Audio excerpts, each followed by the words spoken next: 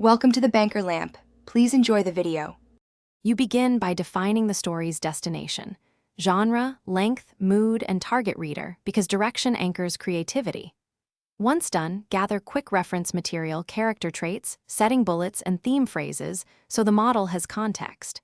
Then craft your first prompts in 3 layers: a seed that states the idea, constraints that lock format and voice, and a short example of desired output. This first action step gets you immediate usable text instead of open-ended fluff, and it speeds the iterative loop.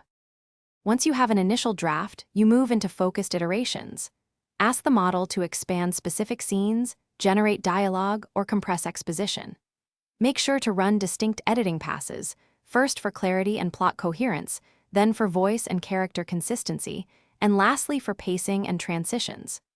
Adjust model parameters like temperature for creativity, max tokens for length, and include few-shot examples when you need a precise style. Repeat these steps until scenes align with your outline and the narrative voice stays consistent. To finish, assemble the improved scenes into a single manuscript and smooth transitions so pacing feels natural.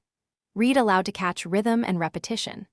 Then run a final pass for grammar, tone, and strong opening and closing hooks, because small polish lifts professional quality.